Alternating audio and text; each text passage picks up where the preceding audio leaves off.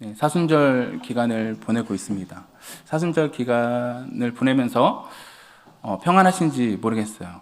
저는 사순절 기간을 보내면서 제가 하루 한 끼 채식을 하기로, 이 지구를 생각하면서 채식을 하기로 결심을 했는데, 지금 잘 지켜오다가 쉽지 않은 걸림돌에 걸렸습니다. 그래서 제 안에서 내가 한 약속도 지금 잘 지키고 있지 못하구나, 내적인 갈등이 생겼는데요. 그것 때문에 살짝 평안한 마음이 없는 경우도 있었던 것 같아요. 여러분, 혹시 관계 문제로 갈등을 또 어려움을 당한 적은 없으십니까? 혹시 지금 그런 관계 문제 때문에 어려움을 당하는 경우도 있으실 거라고 생각합니다. 우리는 많은 갈등 상황을 마주하게 되는데, 가정에서 또 직장에서 또 교회 안에서 수많은 인간관계 가운데서 그렇습니다. 많은 기도 제목을 들어보면 이 관계에 대한 기도 제목을 할 때가 굉장히 많습니다. 직장에서 직장 동료 간에, 또 가정에서 가족 간에, 또 교회에서 교회, 교우 간에 그런 관계 가운데 화평할 수 있도록, 평안할 수 있도록 이런 기도 제목을 주는 경우가 많은데요. 사실 이런 관계 문제들은 각자의 생각과 가치관들이 다르기 때문에 부딪히는 경우들이 많습니다. 각자의 오해로 생기기도 하기도 하고요. 그런데 특히나 어떤 지식을 자기가 딱 알게 되었어요. 그 지식이 정말 옳은 거라는 것을 확신하고 있을 때, 특히 책 한 권 읽은 사람을 굉장히 조심해야 돼요. 이게 전부다라고 생각하는 사람들은 그 책 외에는 다 거짓이라고 생각을 하기 때문에 굉장히 조심을 해야 됩니다. 어떤 그런 사람들과 이제 부딪히게 되면 갈등을 일으키게 되고 싸움이 나고 다툼이 일어나게 되죠. 그래서 많은 사람들이 그 방어 기제로 회피하거나, 피하는 게 상책이죠. 그래서 회피하거나 아니면 관심을 끊어버리거나 그렇게 하는 경우가 많습니다. 그렇게 거의 무의식적으로 그런 것 같아요. 저희도 어려움을 당하고 갈등 관계가 있으면 그 자리를 빨리 떠나고 싶고, 또 아니면 아예 신경을 끄고 다른 일에 몰두하고 싶고 이렇게 하는 경우가 많은 것 같습니다. 하지만 그것으로는 아무것도 해결되지 않는다는 것을 우리가 기억을 해야겠습니다.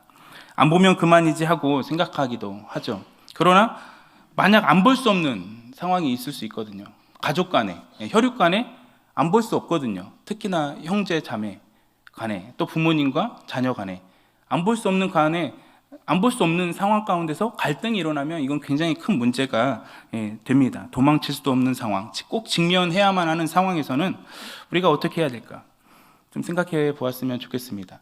저는 15년도에 아버지가 돌아가셨는데, 아버지가 예수님을 형식적으로 믿지 않으시고 돌아가셨어요. 그러다 보니까 지금도 이제 믿지 않으시는 형님이 제사를 지내는 거죠. 제사를 지내는 것이 당연한 겁니다. 그러나 저희 어머니께서 13년도부터 교회를 다니기 시작하셨습니다. 아버지 돌아가시기 전에 한 2년 전부터 교회를 다니기 시작하셨어요.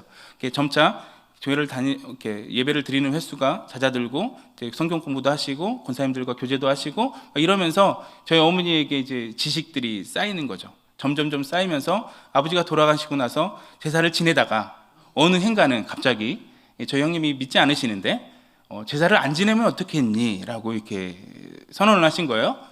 거기에서 저는 조마조마했습니다. 저는 차남이니까 형님이 하는 대로 그냥 하기를 바랬거든요. 왜냐하면 그 진리도 아닌 문제로 싸움이 일어나는 걸 원치 않았기 때문에. 그런데 거기에 대해서 형님께서 굉장히 강하게 나오면 어떻게 할까 이런 불안한 마음이 있었는데, 다행히도 어머니의 뜻을 따라줘서 그 이후로 이제 제사를 안 지내게 되었는데요.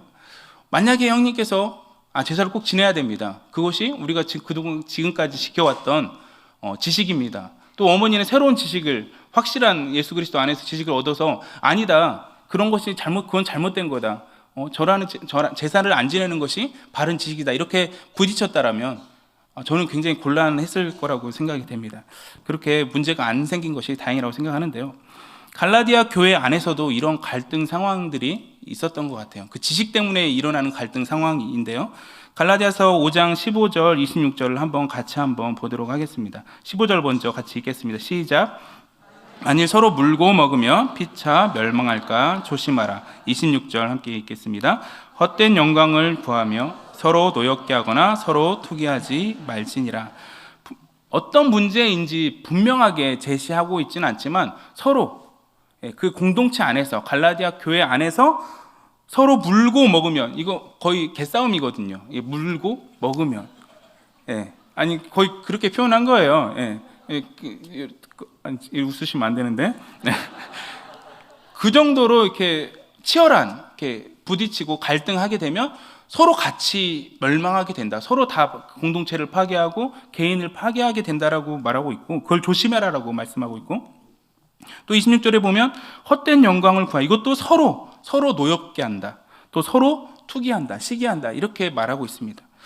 무엇 때문인지는 정확하게 이것 때문이다라고 기록하고 있지는 않아요. 그러나 5장 13절, 갈라디아서 5장 13절부터 26절까지 전체적인 맥락을 보게 되면 자유에 대해서 얘기하고 있고요. 그 자유로 인하여서 파생되는 문제들, 그 문제들을 해결하는데 사랑과 성령의 삶이 필요하다라고 이렇게 기록을 하고 있거든요.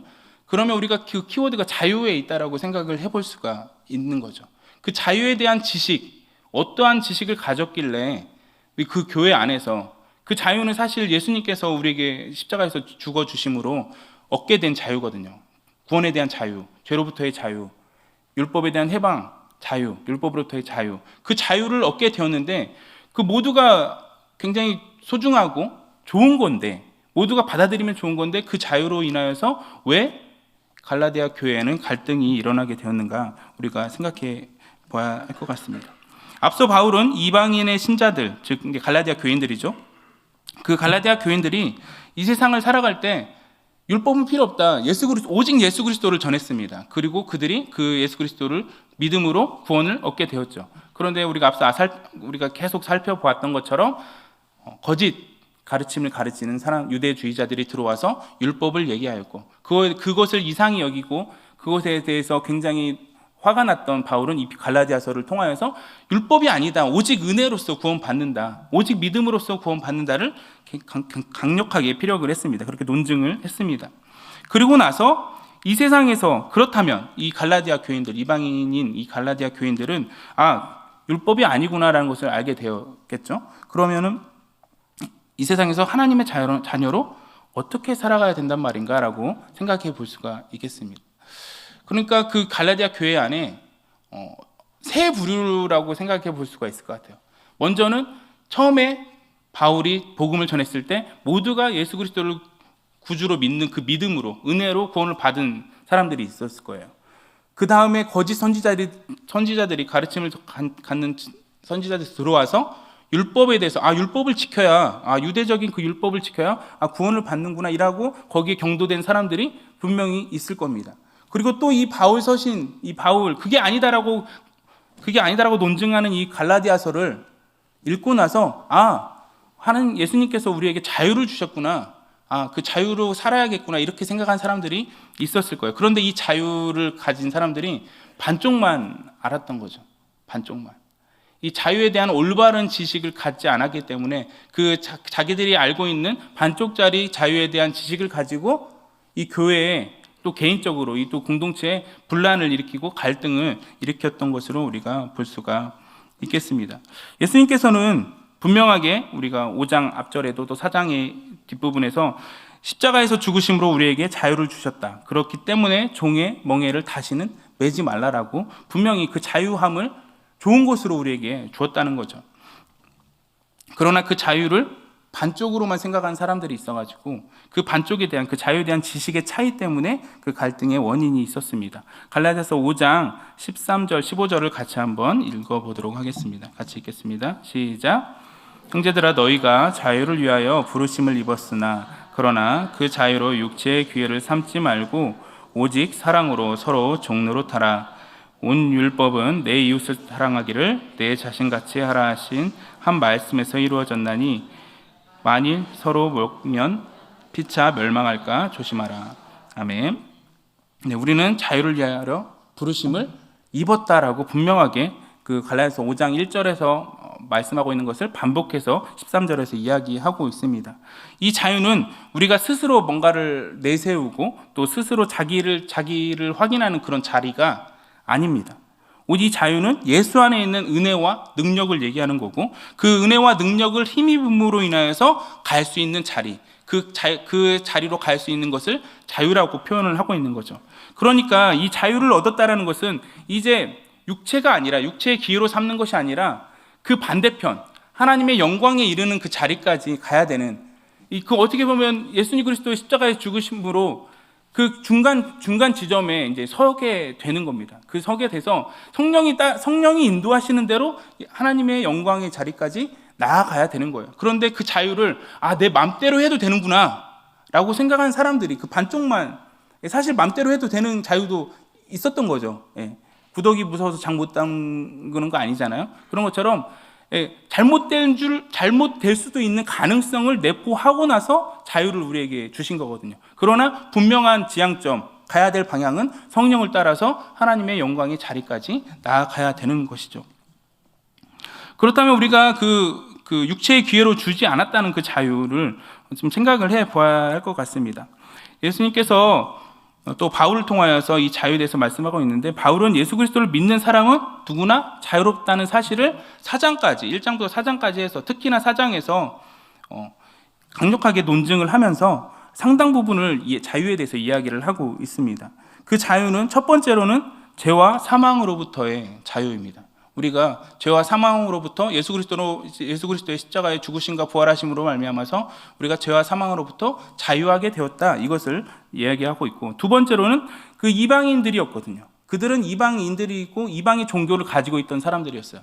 그런 이방 종교로부터의 자유, 그들은 참신이 아니다, 참신은 하나님뿐이다라고 얘기하면서 그 이방 종교로부터의 자유도 이야기를 하고 있는 거고, 또한 그 가만히 들어왔던 거짓 선지자들, 거짓 가르침을 가졌던 그 율법주의자들의 가르침도 아니다. 유대교의 율법주의자들이 요구하는 그 율법으로부터도 자유하게 되었다. 율법으로부터도 자유하게 됐다는 것을 자유라고 바울 사도는 이야기하고 있는 것입니다.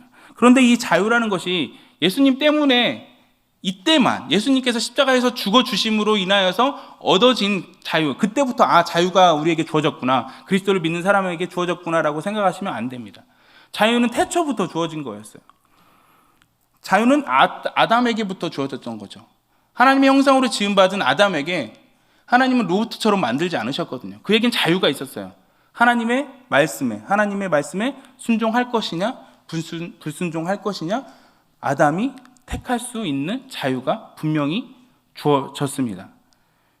그리고 또한 출애굽에서도 볼 수 있는데, 출애굽에서도 이스라엘 백성에게 애굽에서 하나님께서 전적인 은혜로 탈출시키고 나서 해방, 자유를 허락하셨어요. 그 자유, 거기에서도 하나님의 말씀에 순종할 것이냐, 불순종할 것이냐 선택할 수 있는 자유가 이스라엘 백성에게 주어졌다는 거죠.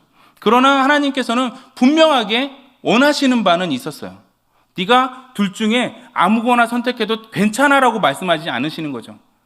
하나님께서는 하나님의 말씀에 순종하여서 하나님께서 아담을 통하여서 또 이스라엘 백성들을 끌고 가고자 하는 그 하나님의 영광의 나라, 하나님의 그 영광의 자리까지 데려가는 게 하나님의 뜻이고 목적이었습니다. 그러나 그 일을 하나님께서 무슨 강아지 끌고 가듯이, 로봇 끌고 가듯이 어떤 프로그램이 되어서 당연하게 끌고 가듯이 가는 것이 아니라, 내가 너를 사랑한다는 것을 알고, 나를 알고 그 말에 순종하여서 함께 가기를. 그러니까 좀 피조물인 인간을 하나님께서 대하실 때 하나님과 거의 동등되게 대하시는 거죠. 우리가 자녀들을 대할 때 자녀라고 해서, 어리다고 해서, 힘이 없다고 해서 막대하지 않거든요. 하나의 인격체로 대합니다. 즉 부모와 아이가 하나의 인격체로서 묻고 답하고 하면서 함께 갈 때, 그리고 그 아이가 부모님의 말에 순종할 때 온전하게 갈등 없이 갈 수 있는 것. 하나님께서는 이스라엘 백성들을, 또 아담에게, 하나님의 그동안 역사 가운데 수많은 하나님께서 부르시는 자녀들에게 요구하시는 바가 자유를 허락하고, 그 자유 가운데서 네가 나를 택하여서 나에게 순종해서 이쪽으로 가자라고 얘기하시는 거죠. 이것이 구약에서 계속 이어져 나오는 내용이고요. 예수 그리스도에 와서 이것은 더 분명해집니다. 예수 그리스도, 그 전까지는 그렇게 했는데 실패했거든요. 실패해서 망하고 바벨론으로 끌려가고, 그러나 하나님께서도 남은 자들에게 또 기회를 주시고, 또 그들을 통하여서 이제는 하나님의 아들 예수 그리스도를 보내셔서 이제는 단번에 예수님께서 그 모든 죄와 허물들을 다 그것으로부터 해방시키셔서 이제 너희는 이쪽으로 갈 수도 없어. 이제 이쪽으로 가야만 해. 성령님까지 보내주셔서 그 이쪽으로 하나님의 영광의 자리까지 가는 방향으로 성령을 따라서 가게 만드셨다는 것이죠. 그것을 출애굽기 9장 1절 말씀을 통해서 같이 한번 확인을 해보도록 하겠습니다. 같이 출애굽기 9장 1절 말씀 같이 한번 읽겠습니다. 시작. 여호와께서 모세에게 이르시되 바로에게 들어가서 그에게 이르라. 히브리 사람의 하나님 여호와께서 말씀하시기를 내 백성을 보내라. 그들이 나를 섬길 것이니라. 아멘. 자유가 없는 속박 가운데 있는 히브리인들, 이스라엘 백성들이 애굽에서 모세를 통해서 하나님께서는 그들에게 해방을, 자유를 주시기를 원하셨죠. 주시고 나서 그들이 너희들 이제 광야에서 아무렇게나 너희들 마음대로 살아 이렇게 말한 게 아니라 그 자유에서 하나님을 그 바로를 섬겼던 그 종의 위치에서 하나님을 섬기는 위치로, 그 자리로 이끌었다는 거예요. 그것이 자유가 된 거예요. 자유는 자리를 바꾼 겁니다. 자리를.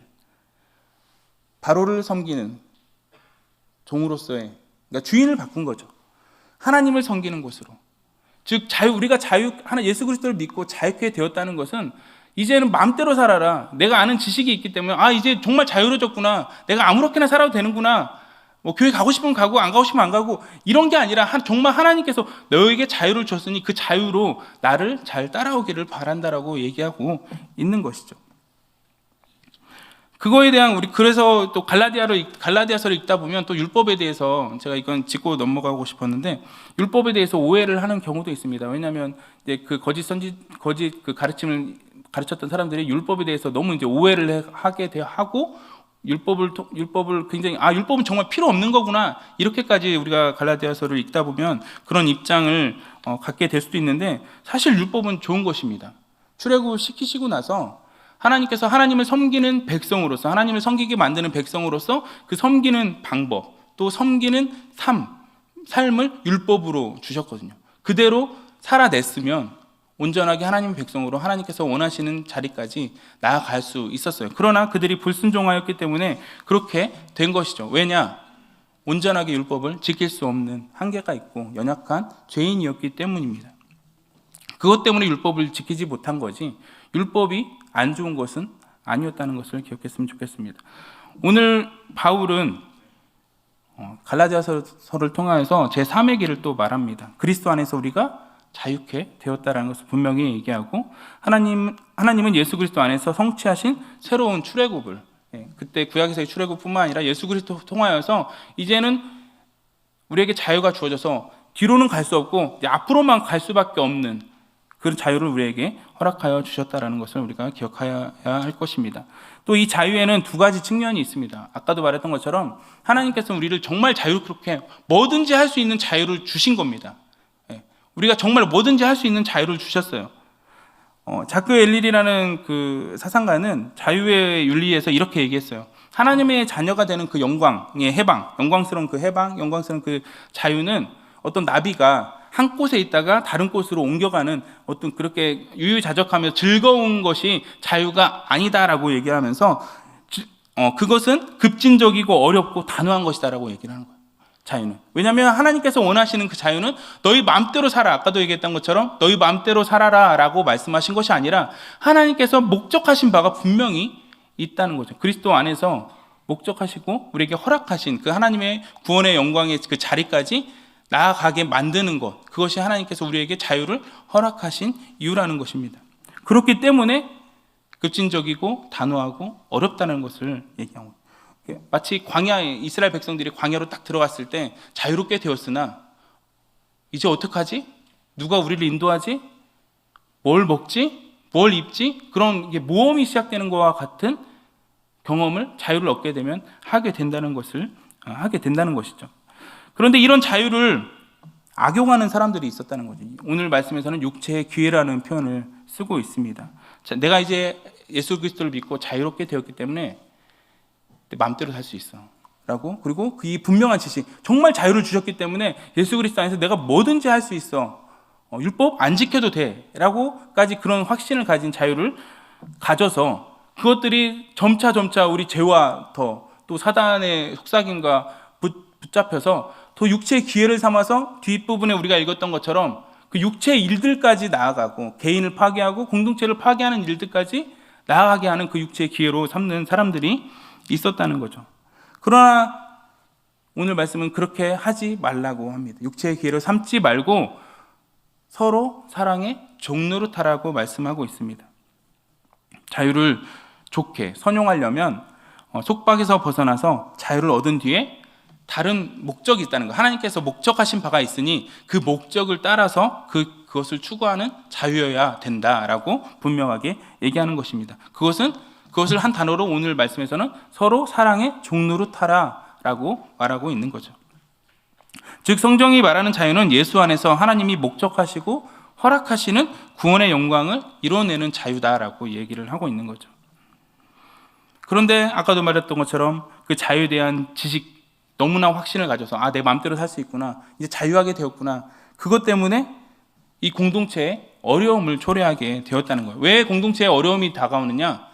모두가 그런 지식을 갖고 있지 않거든요. 그 지식이 옳다 하더라도, 정말 옳은 지식이고 아무 문제가 없는 지식이다 할지라도 연약한 사람들이 있습니다. 여전히 주일 성수 안 하면 다리 부러지는 줄 아는 사람들이 있어요. 그 나쁜 게 아닙니다. 절대 나쁜 게 아니에요. 절대 나쁜 게 아닌데 그렇게 믿는 사람들도 분명히 있어요. 그런 사람들에게 이들이 가진 이 자유에 대한 지식은 너무 방종처럼 보이기도 하는 거죠.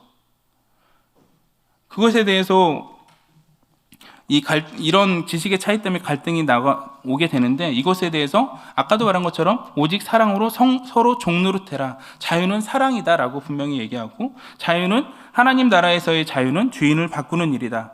세상에서는 나 이게 주인이지만 하나님 나라에서는 하나님, 나아가서는 이웃이 주인이다. 마태복음 20장 26절 27절 말씀을 같이 한번 읽어보도록 하겠습니다. 시작. 너희 중에 누구든지 자나니 너희 중에 누구든지 크고자 하는 자는 너희를 섬기는 자가 되고, 너희 중에 누구든지 으뜸이 되고자 하는 자는 너희의 종이 되어야 하리라. 자유의 지식이 있기 때문에 더 낮아지고 더 종으로 더 낮아지고 섬기는 자리로 가야 된다. 예수님께서도 섬김의 종으로 이 땅 가운데 오셨다라고 분명히 이야기하셨습니다. 내가 섬김을 받으러 이 땅 온 것이 아니라 오히려 섬기러 왔다. 나의 목숨을 많은 사람들을 위해서 대속물로 주기 위해서 이 땅 가운데 왔다라고 이야기를 하셨습니다. 그 자유를 주신 예수님이 그 길을 걸어가셨어요. 그 자유를 우리가 얻게 된 그 예수 그리스도로 말미암아서 얻은 자유가 내 맘대로 살아가고 육체의 기회로 살아가는 것이 아니라 다른 사람을 섬기고 다른 사람보다 낮은 자리에서 종노릇하는 것, 사랑으로 종노릇하는 것, 그것을 위해서 우리에게 자유를 허락하셨다는 것을 분명하게 이야기하고 있는 거죠. 그러면서 오늘 말씀에 온 율법의 완성이 이웃사랑에 있다. 이웃을 내 몸과 같이 사랑하는 그 하나의 온 율법이 거기에서 모두 이루어진다라고 얘기를 하고 있습니다. 그렇기 때문에 우리가 서로에게, 공동체 안에서 서로가 서로에게 종이 되는 것, 누가 높고 누가 낮은 게 없는 겁니다. 다 모두가 형제인 거예요. 그 안에서 서로가 서로에게 어떻게 하면 더 낮아질까? 이렇게 낮아지다 보면 더 평등해지지 않겠어요? 그런 것처럼 누가 높고 누가 낮고 이런 게 없는 거죠. 서로 사랑의 종노릇하는 관계에서는. 자유 안에서 서로 사랑의 종노릇하는 것을 우리 예를 성경에서 한번 좀 찾아봤으면 좋겠습니다. 고린도전서 8장 9절 말씀 같이 읽겠습니다. 시작. 그런즉 너희의 자유가 믿음이 약한 자들에게 걸려 넘어지게 하는 것이 되지 않도록 조심하라. 13절도 같이 함께 읽겠습니다. 시작. 그러므로 만일 음식이 내 형제를 실족하게 한다면 영원히 고기를 먹지 아니하여 내 형제를 실족하지 않게 하리라. 여기에서 우상 제물을 먹는 문제였습니다. 고린도 교회에서 그 이방 땅이었기 때문에 이방 신전에서 제사를 엄청 지냈거든요. 그리고 다 고기를 제물을 바쳤겠죠. 그 제물이 시장에 다 통용이 됐습니다. 그러니까 정육점에 가면 우상에게 바쳤던 고기가 팔고 있는 거예요. 그 자유를 지식으로 얻는 사람들은 그거 먹어도 괜찮습니다라는 그 지식을 갖고 있었습니다. 그거 먹어도 예수님께 무슨 죄를 범하거나 하나님께 죄를 범하거나 그런 게 아니라는 것을 분명한 그 자유에 대한 지식을 가지고 있었어요. 그러나 믿음이 연약한 자들이 있었다는 거. 저거 우상에게 바친 재물인데? 저거 먹으면 안 되는데? 이런 생각을 가진 사람들이 분명히 연약한, 공동체 안에 연약한 믿음을 가진 사람들이 있었다는 거예요. 바울은 그들이 있다라면 그들이 만약에 그들 가운데 넘어지지 않게 하고, 만약에 내가 고기를 먹어도 되는 자유가 있지만, 그런 지식을 가지고 있지만, 만약 이 자유가, 이 지식이 믿음이 연약한 나의 형제를 걸려 넘어지게 하는 올무가 된다라면 나는 영원히 고기를 먹지 않겠다라고 바울은 얘기하는 거죠. 이게 사랑의 종로로 타는 것입니다. 내가 할 수 있지만 하지 않는 겁니다. 왜? 내 형제를 사랑하기 때문에, 내 형제를 섬겨야 하기 때문에, 이 한 영혼이 정말 소중하기 때문에, 이 한 영혼을 위해서 예수 그리스도께서 죽으셔야 했기 때문에 내가 자유가 있고 지식이, 온전한 지식이 있다 하지만 그 지식과 자유를 쓰지 않겠다라고 얘기를 하는 거죠. 또 바울은 고린도서 9장 19절 말씀에 이렇게도 얘기합니다. 고린도전서 9장 19절 말씀 같이 읽겠습니다. 시작. 내가 모든 사람에게서 자유로우나 스스로 모든 사람에게 종이 된 것은 더 많은 사람을 얻고자 함이라. 바울이 이 고린도서 9장에서 내가 유대인에게는 유대인같이, 율법 아래 있는 자에게는 율법 아래 있는 자같이, 율법 없는 자에게는 율법 없는 자같이, 약한 자에는 약한 자같이, 여러 사람에게 여러 모양으로 된 것은 몇 사람을 얻기 위함이다라고 얘기합니다. 예수 그리스도께서 이 땅 가운데서 많은 사람의 구하기 위해서 대속물로 죽으셨는데, 내가 유대인은 유대인처럼, 율법 없는 사람은 율법 없는 사람처럼, 율법 있는 사람은 율법 있는 사람처럼 그 사람에게 맞게 여러 모양으로 대하는 것은 그 한 영혼을 얻기 위함이다라고 바울은 이야기하고 있는 거예요. 그게 서로 사랑의 종로로 타는 겁니다. 내가 할 수 있지만 하지 않겠다라고 결단하고 다짐하는 거죠. 또 이웃사랑 실천을 예를 두 번째로 좀 보겠는데, 로버트 뱅크스라는 이제 목사님이 계세요. 저 호주에 계시는 그분이 1세기 그리스도인의 하루 이야기라는 책을 썼어요. 이게 픽션인데 그 생각해내서 이제 그때 자료들을 가지고 동화처럼 이렇게 쓴 거예요. 이야기를 쓴 건데, 거기에 주인공 푸블리우스라는 로마인이 나옵니다. 이 사람이 그리스도인을 만나서 이제 믿게 되고 이런 이제 지식을 얻게 되고 자유함을 얻게 되고 이제 그렇게 살아가요. 이 사람은 이제 사업하던 사람이었거든요. 근데 초청을 받아요. 근데 이 사람 공동체에서 같이 교제하였던 그 초청받은 집에 종이 있어요. 그 종과 같이 한 교회에서 교제했었는데 그 집에 초청을 받습니다. 근데 그래서 걱정을 해요. 왜냐하면 그 집에 초청을 받았는데 주 메뉴가 고기인 거예요. 그 고기는 분명히 우상에게 바쳐졌던 그 제물이거든요. 내가 이거를 먹으면 저 종이, 그 종 이름이 벨릭스라고 나옵니다. 저 벨릭스가 내가 이걸 먹으면 시험이 들거나 넘어지면 어떻게 하지? 이런 걱정을 엄청 합니다. 엄청 해요. 지식이 분명히 먹어도 상관없다는 거, 자기가 그걸 먹는다고 해서 내가 하나님 앞에 죄를 짓는다거나 거리낌이 있다거나 그게 없다는 것을 이 푸블리우스는 알아요. 아는데 걱정을 합니다. 저 종이, 그러니까 같은 형제가 넘어지게 되면 어떻게 할까 그 걱정. 그때 그 같은 그 초대받은 집의 하인이었던 벨릭스가 이렇게 얘기합니다.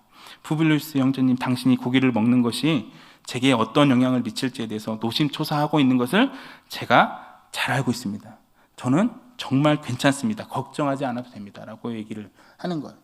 그러니까 그 형제는 먹지 않거든요. 그 우상에 대한 재물을 먹지 않기 때문에 이 푸블리우스가 걱정을 했던 거예요. 그런데 그 형제가, 그 종이었던 그 형제가 푸블리우스에게 괜찮습니다. 라고 얘기를 하는 거죠. 서로 사랑의 종로로 타는 모습입니다. 지식이 아니라 사랑이라는 거죠. 우리가 옳고 그름을 먼저 따지기 전에 그것보다 앞선 하나님의 사랑, 그것보다 앞선 예수 그리스도의 사랑, 그것보다 앞선 형제, 서로 사랑의 종로로 타는 그 사랑이 옳고 그름, 그 지식보다 먼저 있어야 되는 것을 분명하게 얘기하고 있습니다. 이 갈라디아 교회의 갈등의 해결책은 서로 사랑의 종로로 타는 것이다 라고 분명하게 얘기하는 겁니다. 육체의 욕망을 채우는 기회로 삼는 것이 아니라 서로 사랑의 종로로 타는 것을 말하고 있는 것이죠. 그렇다면 어떻게 사랑의 종로로서 할 수 있을까? 오늘 말씀은 그 뒷부분을 쭉 이어서 이야기하고 있습니다. 갈라디아서 5장 16에서 18절 말씀 같이 읽겠습니다. 시작. 내가 이르노니 너희는 성령을 따라 행하라. 그리하면 육체의 욕심을 이루지 아니하리라. 육체의 소욕은 성령을 거스르고 성령은 육체를 거스르나니 이 둘이 서로 대적함으로 너희가 원하는 것을 하지 못하게 하려 함이니라. 너희가 만일 성령의 인도하시는 바가 되면 율법 아래에 있지 아니하리라. 아멘. 육체와 성령을 거스르게 된다. 근데 성령을 따르라는 겁니다. 성령을 따르면 정말 성령대로 이대로만 따라가면 정말 좋겠죠. 그러나 우리에게는 육체가 있는 거죠. 육체가 있습니다.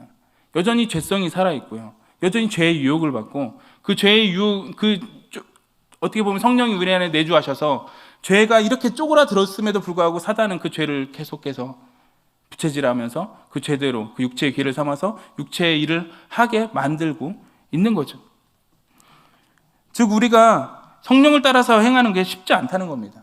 그렇지만 분명한 것은 우리의 진정한 정체성, 예수 그리스도를 믿음으로 말미암아서 우리 진정한 정체성은 우리 안에 성령님이 내주하신다는 것, 우리가 하나님의 자녀가 되었다는 것, 그것은 분명한 것입니다.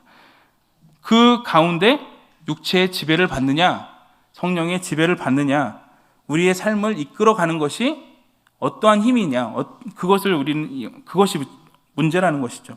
다시 한번 제가 그리스도인 자유를 생각해 보게 되면, 자유란 우리가 자유롭게 선택할 수 있기 때문에 내가 결정하고 선택할 수 있는 것이 자유가 아니라, 성경이 말하는 자유는 우리를 주인으로 모시지 않고 하나님께 그 통치를 맡기는 것, 하나님께서 목적하시는 바까지 나아가는 것, 그것이 우리가 예수 안에서 우리에게 허락된 자유라고 성경은 이야기합니다. 그것을 웨스터민스터 소요리 일문답에서는 이렇게 말합니다. 인생의 제일 된 목적이 무엇입니까? 라고 얘기할 때 하나님을 영화롭게 하고 그를 영원토록 즐거워하는 것입니다 라고 이야기를 하고 있어요.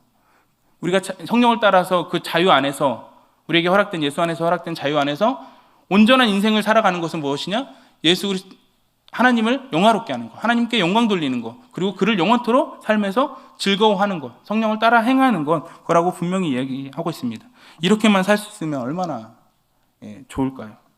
그러나 바울은 분명히 말합니다. 우리 안에, 우리 인생 가운데 육체와 영이 서로 대적하고 있다. 이 내면이, 또 그 내면으로 인해서 파생된 이 인생이 전쟁터와 같다라고 얘기를 하는 거죠. 그렇기 때문에 결코 경계를 늦추지 말라고 권면을 하고 있는 겁니다. 바울의 고백이 로마서 7장 24절, 25절 말씀에 있습니다. 같이 한번 읽어보도록 하겠습니다. 시작. 오라 나는 공고한 사람이로다. 이 사망의 몸에서 누가 나를 건져내랴. 우리 주 예수 그리스도로 말미암아 하나님께 감사하리로다. 그런즉 내 자신이 마음으로는 하나님의 법을, 육신으로는 죄의 법을 섬기노라. 아멘. 우리의 정체성이 하나님의 자녀라는 것 분명합니다. 구원 받는다는 것 분명합니다. 그러나 우리가 여전 육체를 가지고 있기 때문에 이 두 개가 계속해서 싸운다는 거죠. 그래서 어떤 때는 육체를 따라서, 어떤 때는 성령을 따라서, 성령으로 따를 때는 너무나 좋아요. 갈등도 없고 온 세상이 행복한 것 같아요. 그러나 육체를 따라서 갈등이 생기고 관계에 문제가 생기고 그럴 때는 그것처럼 지옥 같은 곳이 없는 거죠. 우리 안에서, 또 그것으로 인해서 우리 삶에서 이 두 가지가 계속해서 싸우고 있다라고 분명히 이야기하고 있습니다. 그 자유를 우리의 육체의 기회로 사용한다면 이런 일들이 일어난다고 갈라디아서 5장 19절, 20절, 21절 말씀에서 이렇게 얘기하고 있습니다. 같이 한번 읽어보도록 하겠습니다. 시작. 육체의 일은 분명하니 곧 음행과 더러운 것과 호색과 우상숭배와 주술과 원수 맺는 것과 분쟁과 시기와 분냄과 당짓는 것과 분열함과 이단과 투기와 술취함과 방탕함과 또 그와 같은 것들이라. 전에 너에게 경계한 것 같이 경계하노니 이런 일을 하는 자들은 하나님의 나라를 유업으로 받지 못할 것이다. 자유에 대한 반쪽짜리, 맘대로 해도 되는구나 지식을 갖는 사람들이 육체의 일을 하게 돼 있는 거죠. 육체의 일들이 점점 강화되면 자기를 파괴하고 이 공동체를 파괴하고 가정을 파괴하게 되는 일까지 나아가게 된다라고 말씀하고 있는 것입니다. 그렇게 되지 않기 위해서는 오직 서로 사랑의 종로로 타야 되는데, 그 사랑의 종로로 타는 것은 성령을 통해서만 가능한 일이다. 성령을 따라 행할 때만 가능한 일이다. 성령으로 말미암은 열매를 우리 삶 가운데서 맺어 갈 때만 가능한 일이다라고 이야기하고 있는 거죠. 그 성령의 열매가 무엇인지 갈라디아서 5장 22절 23절로 같이 한번 읽어보도록 하겠습니다. 시작. 오직 성령의 열매는 사랑과 희락과 화평과 오래 참음과 자비와 양성과 충성과 온유와 절제니 이 같은 것을 금지할 법이 없느니라. 아멘. 이 한 번에 이 성령의 열매가 한 번에 맺어지지 않는다는 것은 동의할 거라고 생각합니다. 이거는 예수를 믿었다고 해서 단번에 이루어지지 않습니다. 그리고 이 성령의 열매를 바울 사도가 얘기하는 이유는 사랑의 종로로 타는데 성령을 따라서 행해야 되는데 그 성령을 따라 행할 때 이 성령의 열매를 맺어가게 되는데 아까 제가 말씀했죠. 갈등이 일어날 때, 관계에 문제가 일어날 때 그냥 안 보면 상관이 없어요. 안 봤으면 좋겠어요. 그러나 그 갈라디아 교회 공동체 안에서 형제요 자매인데 마음에 안 든다고 안 볼 수 없는 사이가 되는 겁니다. 그럴 때 서로 사랑의 종로를 할 때 뭐가 제일 필요하냐? 저 사람을 연약한 지점을 봤을 때, 어떤 남녀가 만났을 때 좋아서 만났을 수 있어요. 근데 내가 좋아하는 점을 저 사람이 가지고 있고 내가 좋아하는 이 사람이 좋아하는 점을 이 사람이 가지고 있어요. 그럴 때는 아무 문제가 없습니다. 그러나 사귀다 보니 단점이 보여요. 내가 싫어하는 점이 있네? 그 지점을 보았을 때 거기에서 내가 사랑을 할 수 있을 것인가? 사랑의 열매를 맺어갈 수 있을 것인가? 내가 갈등이 일어날 때 화평케 대하려고 노력해야 되는 그런 화평을 가져가게 것인가?